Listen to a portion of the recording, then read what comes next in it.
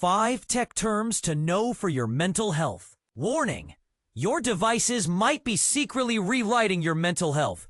Yes, you read that right. The same tech that claims to improve your life could be causing more harm than good. But here's the kicker. Understanding these 5 hidden terms is the first step to reclaiming control. Let's break them down. 1. The scrolling trap you didn't realize you're in. Doom scrolling isn't just endless swiping, it's a compulsive cycle. Imagine this. You open your phone to quickly check headlines only to find yourself paralyzed by bad news hours later. That's the doom spiral. Your brain seeks closure, but endless negative feeds only create more anxiety. Spotting it is easy. If you find yourself frantically scrolling through screens at 3 a.m., every headline feels like a personal crisis, you feel spiritually drained afterward. But here's the twist. Even positive scares can have a dark side. Good solution? Try a tech cool down. Replace night scrolling with podcasts or audiobooks. Maybe leave your phone outside your bedroom door. 2. The sleep saboteur in plain sight. Blue light isn't just a smartphone setting, it's a biologically sneaky menace. Your device's glow tricks your brain into thinking it's midday, suddenly slamming the brakes on melatonin production. But how much exposure is too much? The sneaky sources: late night Netflix marathons, relentless text checking before bed, laptop work until midnight. Fight back with simple hacks.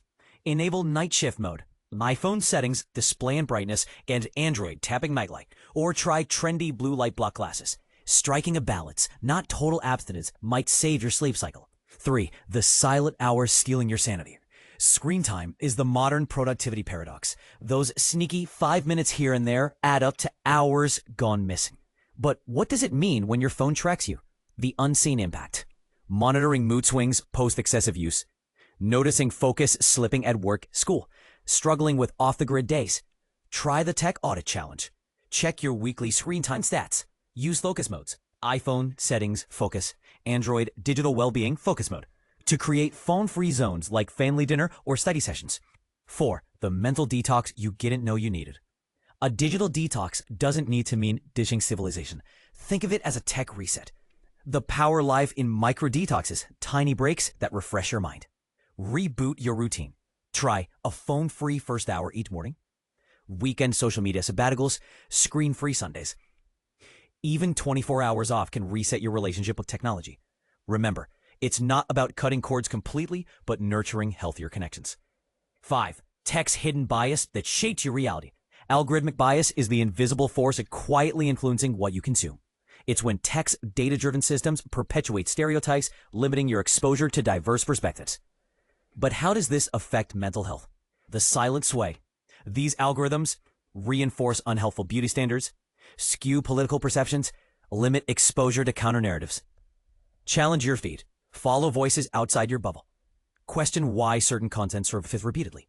Remember, your algorithm isn't neutral. It reflects historical biases.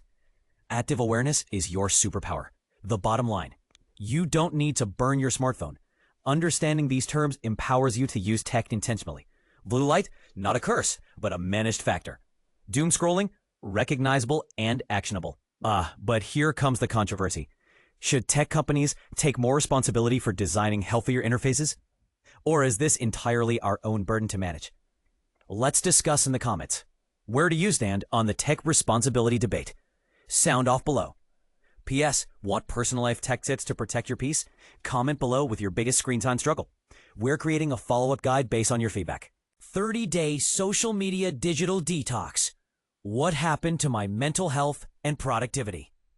I was living my life through a screen, and I didn't even realize I was the one holding the phone. That's the stark reality I faced when I finally confronted my digital habits. We're all immersed in the world of social media. It's the digital town square where we catch up, celebrate, and even build our careers on platforms like Instagram, TikTok, and the rest. But for me, the connection had become a chain. My phone's screen time report was a weekly horror story, clocking in at over 5 hours a day of what I can only describe as mindless, soul-draining scrolling. This wasn't just about wasted time. It was a silent thief of my mental well-being. I found myself trapped in a cycle of comparison with perfectly curated influencer lives. feeling a pang of anxiety if a post didn't get enough engagement, and compulsively checking for notifications as if my life depended on it. So I decided to do something that felt both radical and necessary. I went scorched earth on my digital life, deleting every single social media application from my phone for 1 full month. No Instagram, no TikTok, no Facebook, no Twitter. An entire 30 days of digital silence. Here's a detailed account of what unfolded, and why I believe this is an essential experiment for anyone feeling the weight of the digital world. The first day was genuinely jarring. My muscle memory was so ingrained that my thumb would instinctively drift to the empty spaces on my home screen where the axe used to live. It was a phantom limb twitching for a fix that wasn't there. The fear of missing out was a tidal wave. What major life event was I missing? A friend's engagement announcement? An inside joke in a group chat? Was I fading into social obscurity? But here's the part most people miss. I soon realized that the vast majority of things I was terrified of missing were, in the grand scheme of things, completely insignificant. The world kept spinning, and the truly important news still found its way to me through more direct channels. By the end of that first week, a surprising gift emerged from the void. Time. Suddenly, I had reclaimed hours of my day that had previously vanished into the digital ether. It was like finding a secret room in my own house.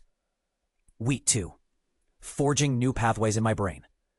The second week felt like a true detoxification process, akin to quitting caffeine or sugar. My brain, so accustomed to the steady drip of dopamine from likes, shares, and comments, was in revolt. I felt an undercurrent of restlessness, a craving for that quick hit of validation. But then, slowly and surely, a transformation began. Instead of reflexively reaching for my phone during any moment of stillness, I found myself gravitating toward other activities. I finally started that stack of books on my nightstand. I began preparing thoughtful, home-cooked meals instead of defaulting to delivery apps. Most profoundly, I was fully present in my conversations, listening without the distraction of a buzzing pocket. By shedding my social media presence, I also shed the immense pressure to perform. The constant internal monologue of, is this photo good enough? Or is this bot clever enough to post? Simply vanished. The freedom was exhilarating. Week 3. Discovering real connection in a world of digital noise. By the third week, I had a major epiphany. And here's a point that might spark some debate. I realized, break free from brain rot. How to reduce phone addiction this summer. Warning, your phone might be silently hijacking your summer and your brain. As a self-proclaimed screenager and a member of Gen Z, I've grown up with the internet at my fingertips. Add ADHD to the mix, and my smartphone becomes the ultimate double-edged sword. It's a lifeline for connections and stress relief during the school year, but a productivity-sucking nemesis during the more relaxed summer months. The alarming rise of brain rot. The Oxford Dictionary's term of the year for 2024, brain rot, hits uncomfortably close to home. Last summer, I found myself trapped in a cycle of mindless scrolling, craving instant dopamine hits without accomplishing anything meaningful. It was time for a change. Breaking the morning phone habit, a game changer. My first significant step was to stop checking my phone immediately after waking up. The initial struggle was real. FOMO, fear of missing out, and anxiety about being out of the loop were overwhelming. However, as I adapted to a morning routine that didn't involve my phone, I noticed a profound sense of calm. The science behind the serenity. Did you know that upon waking, our brains are in an alpha wave state, indicating wakeful rest? Jumping straight into phone use catapults our brain into beta state, skipping crucial transitional stages and causing stress. By slowing down, you allow your brain to adjust gently to the day ahead. My morning routine, 20 to 30 minutes of me time. Before reaching for my phone, I give myself time to truly awaken and be present. This isn't about finding a scientifically optimal duration, but about listening to your body. If you're tied to your phone as an alarm clock, consider a mechanical alternative. I found a charming vintage Wearly alarm clock on eBay. Taming the social media beast. Setting screen time limits is nothing new, but actually adhering to them is a different story. I've learned to treat the remind me in 15 minutes prompt as a cue to reassess my activities. Sometimes I genuinely need more time. Other times, it's about recognizing the vortex of mindless scrolling and choosing a more nourishing alternative. Embracing the analog, a refreshing detox. Diversifying my media consumption has been a revelation.